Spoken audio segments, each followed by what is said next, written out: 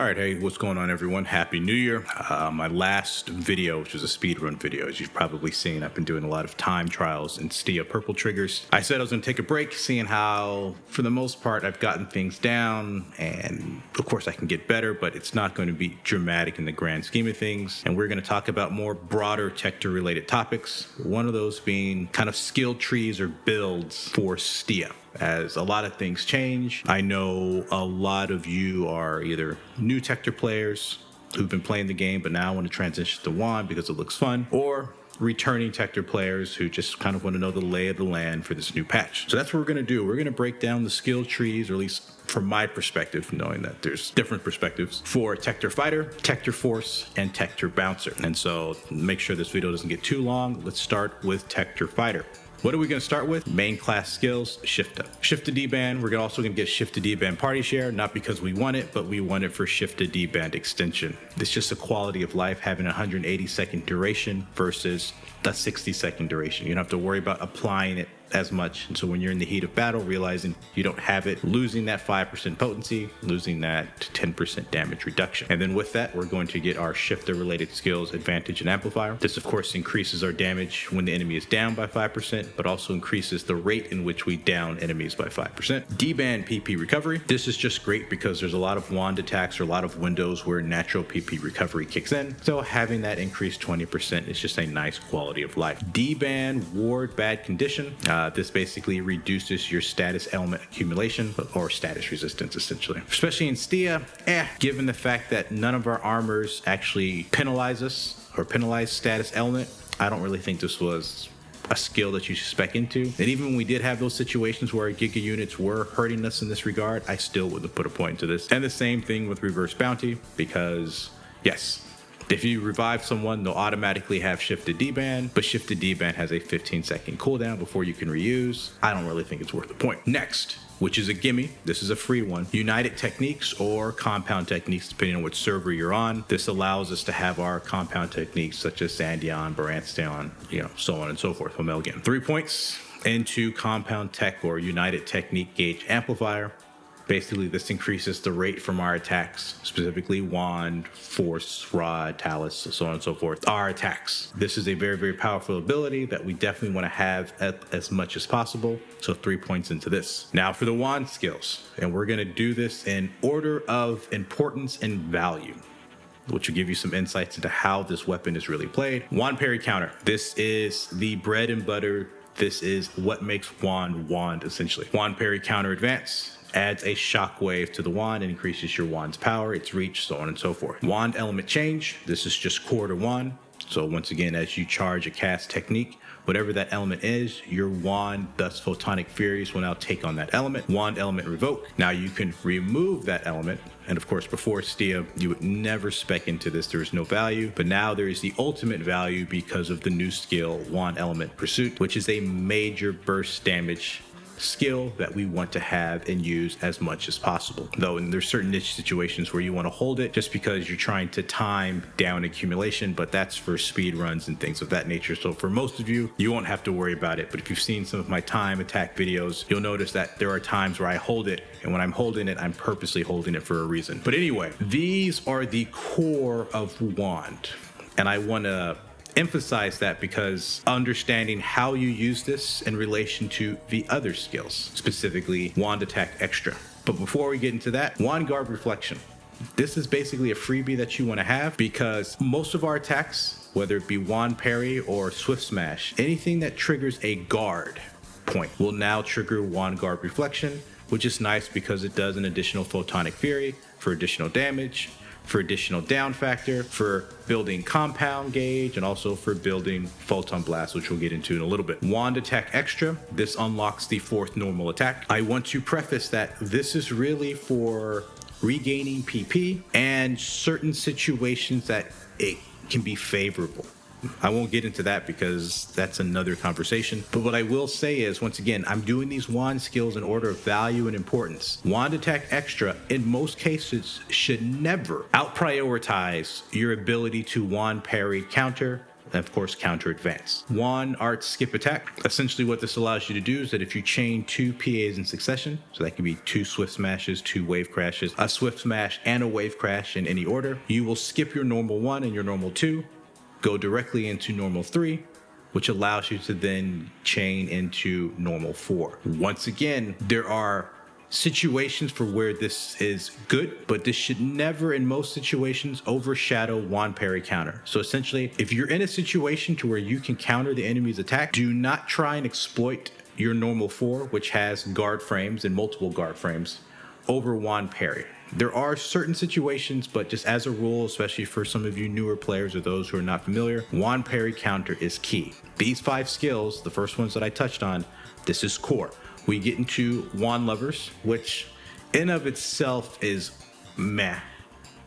Basically, it adds deflection to your normal attacks, which is touchy at best, but also negates knockback. Really, you're going to spec into this because you want wand lovers line force. Now, I will say line force has, in my opinion, I should preface that first, has lost some value because one of the great things about line force was that it not only increased the speed and power of your wand normals and your wand parry counter, which is important, it also allowed you to vertically track the enemy. This utility kind of changes now that we have wand element pursuit that has tracking both horizontally and vertically, but also if you're using bouncer, which we'll get into a little bit, and using jet boots, you have a photon art known as surge impulse that can do the same thing. But this is great for a couple of reasons, because in situations where you cannot wand parry counter and you want to build resources quickly while keeping your DPS up, using line force can definitely be an advantage. So there are certain situations and opportunities where you want to use this, especially if the area of the boss that you're trying to hit is hard to reach and you kind of lose altitude. This will help you keep that altitude. This one's the interesting one that I never really talk about, and I think it goes under the radar, so I want to make sure that everyone who's watching and listening right now understands the difference between weak element amplifier and awake yell. Weak element amplifier increases your photon blast gauge when your attack element matches the enemy weakness by 25% for main class. So in this case, let's talk about photonic furies, because that's going to be the only thing from wands outside of techniques that is going to trigger that. Awake, on the other hand, and this is where it gets tricky because of how it's worded, but makes your photon gauge charge easier when a boss enemy is nearby. This has a passive and an active effect. So if you're just standing next to a boss and not doing anything, it's going to take about 540 seconds to charge your photon blast gauge. This will increase the rate in which it charges by 20%. So I think it's like 18.516. That's how much photon blast you get per second. And so you multiply that by 20%, and that's how much time reduction you get. This also corresponds to your attacks. So unlike weak element, which is element matching, this is just going to be your attacks. So you don't have to worry about element matching, and if you're doing multi-weapons, this will apply as well. So what does this mean? You max this first. We figure out how many points we have remaining after we take care of our other skills, and then we put them into weak element amplifier. So just to kind of solve this debate, this is the priority skill when it comes to the things that are going to benefit your photon blast. Before we get into weak amplify, overemphasis. If you are playing wand relatively correctly, utilizing wand counters, PP management should not be much of an issue, especially if you have, let's say, over 135, 140 PP. Overemphasis is nice in those certain situations where things did not go according to plan, or maybe you need an additional swift smash to push that wand element pursuit because you want to get that burst element during a down window. You can pop that. So is this something that you should rely on? Depending on your play style and what you're doing, this is just kind of a nice safety backup, but it's 1 point and it's very, very valuable. Rest of field Techter. Of course, for those who probably know me, I am not a support player. I do not take this to heal others. I do not heal others for the most part. I take this because it increases my healing by 40%. If it just so happens to benefit others, great. And then slow landing charge. This is great because when you're in the air combat, charging techniques or charging swift smash, you want to keep altitude as best as possible. Of course, line force or wand lovers reinforce helps with that. So this is where things get interesting. because I am Techter Fighter, we'll go into Force and Bouncer, which makes things easier. What am I doing with my elemental blot mechanics?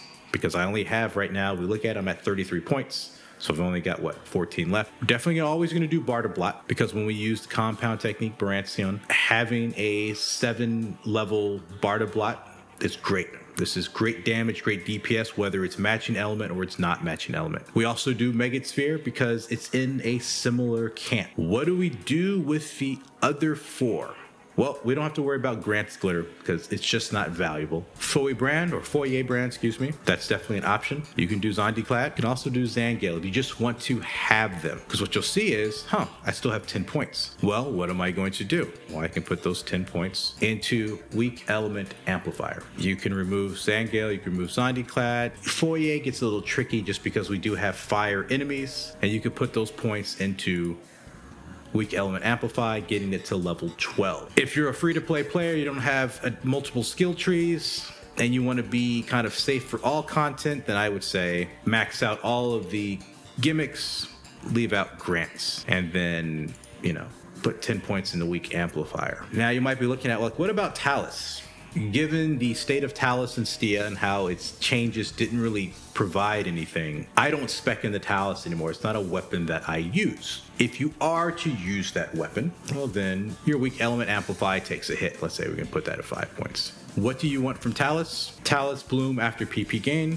Essentially, after using Talus deployed techniques, so Talus Photon Arts and then cast techniques, when you either redeploy a PA or you change to your multi-weapon, you'll get PP back, a maximum of plus 60. So you do the number of hits, you get 4 PP per cast. So I think that's 15 hits will get you plus 60. So that's 1 point you can put into. Tricky Capacitor.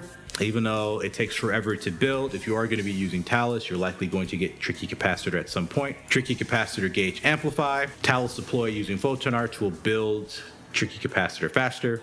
It's not very fast. You can do that as well. As you can see, I have 2 points. I would avoid these other 3 skills. But if you're going to be a more heavy Talus user, you could do Talus Sign Marking. You have 1 more point, put that point into Weak Element Amplify or do anything else. And that's essentially how I would build these things. But of course, I'm not using Talus, so let's just get this back into where we want it. Now, for the fighter skill tree, very, very simple. Max out Defeat Advantage. So during down damage, you get an additional 5%. Max out Defeat PP Recovery. So when enemies are down and you're attacking them, your PP Recovery as a subclass goes up 140%. And that's pretty much Techter Fighter in a nutshell. And this is the most difficult one, just because you have to manage and make some decisions about your elemental gimmicks and also your weak amplify. Let's go into Force, which makes things easier. Because Force has the gimmicks, you do not need to have that on your Techter skill tree. So this saves you many, many, many skill points, specifically 5. So what can you do with those 5 skill points? Well, you can just say, hey, I'm just going to max weak element. Or you could say, hey, I have love for Talus. For some reason, I'm a masochist. You can put your points into, this gets a little tricky. You can put your points in the Talus. Now, I want to call out why I say this gets tricky is because you have to be careful of reading your skill trees. You might have noticed that Force also has the same Talus skills, but let's call this out. Tricky Capacitor can be used with Talus. So you could put this on Force. Tricky Capacitor Quick Recharge does not work for Techter as a main class. We can't use that. Tricky Capacitor Amplify, similar skill to Techter, but you'll notice it's main class. So you cannot use this on Force and get the benefit as your main class in Techter. So we can't use that as well. Same thing with Talus Bloom after PP gain. I don't know why this is, but it is what it is. So if you wanted to offload some of your Talus skills, you could do Tricky Capacitor, you could do Talus Sign Marking, you could do Talus Bloom Revoke, and you could do the Multi-Rock if you wanted to. The tricky part is that if you want the Gauge Amplify, you're gonna have to put Tricky Capacitor in your Techter tree anyway. So it's one of those things where, don't really need it for Force. But what can we do with Force then? You just do your PP conversion. I never use it when I play Techter Force just because PP management through one counter, rarely do I see value for this, and it takes up a lot of sub-palette space. But you will have space to put this on this, especially if you're not using your Talus skills now. You do the PP recovery boosts, eradication, technique up well. If you're using Talus, this is a skill you can get. If you're not using Talus for whatever, rest of field force don't need, slow landing charge don't need, because you're going to have that anyway with Techter. Everything else, kind of do what you like. They're either main class focused or rod focused, so you're not going to get any value. But once again, what are we at? We've got a lot of skill points left. So now for Techter, okay, I'm going to put it either in the Talus skill tree, or you just say, hey, you know what? I'm just going to max out weak amplify because I'm not even using Talus, and there you go. You can basically max everything out, get everything you need, voila. Techter Bouncer. We also have the elemental gimmicks. Then we also want to max out defeat amplifier, which just increases the down factor applied to your bosses or your enemies who can be downed, which has nice synergy with shift effect amplifier. You also get partial destroy advantage, so anytime you destroy a part, you get additional damage increases. And then we go into our jet boots. The only reason why you will play Techter Bouncer is because you are going to multi-weapon jet boots. If you are not going to multi-weapon jet boots, you are doing yourself a disservice, and you are better off with Techter Fighter or Techter Force. Techter Force because, actually, I did make a mistake on Techter Force. Compound Tech Gauge Amplifier. You want this because it stacks. I forgot this is not a main class ability. Now that I've covered that, and of course the links will reflect this. With Techter Force, you have increased compound gauge or united technique increase or rate. With Fighter, you have down damage. With Bouncer, without jet boots, you down your enemies faster, but you don't do additional damage unless you've broken a part, and most enemies only have one part, so the damage increase is marginal for a subclass. But not only do you down faster, you might not have the resources like compound techniques to use. So you're putting yourself at a disservice. Versus with Techter Force, you'll down the enemy and most likely always have compound tech active, or if you don't, at least you're getting 5% and very, very good PP management while you're attacking. So without jet boots, I would avoid Techter Bouncer.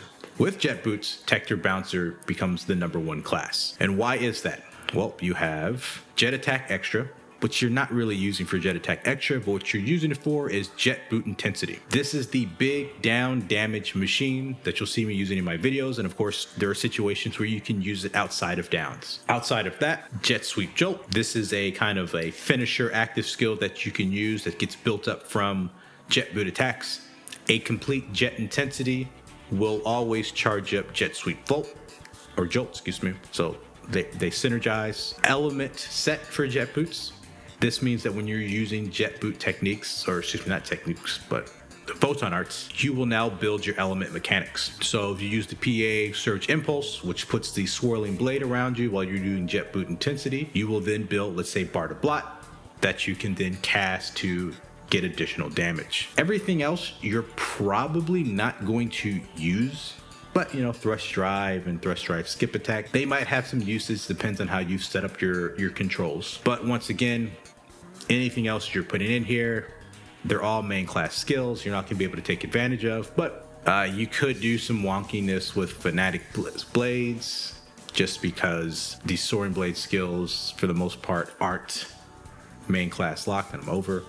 But if you're doing some weird hybrid thing where you want to use Pinion Blade and Fanatic Blade for some down damage, you could do that too. Some weird ultra multi-weapon swapping, but you have those points. And once again, just like Techter Force, your Techter Bouncer tree is very, very similar. That's why I started with Techter Fighter, because that's the one where you actually have to balance, because you don't have any blots. I've got to balance my weak amplifier. I got to balance my gimmicks. Am I going to use Talus? So on and so forth. Bouncer Force, because you have the gimmicks, you can play around with weak amplify, and you can put points into Talus if you so choose. Pretty much that's it. Hope this was helpful. Hope you all had a great new year, and I will catch you next time.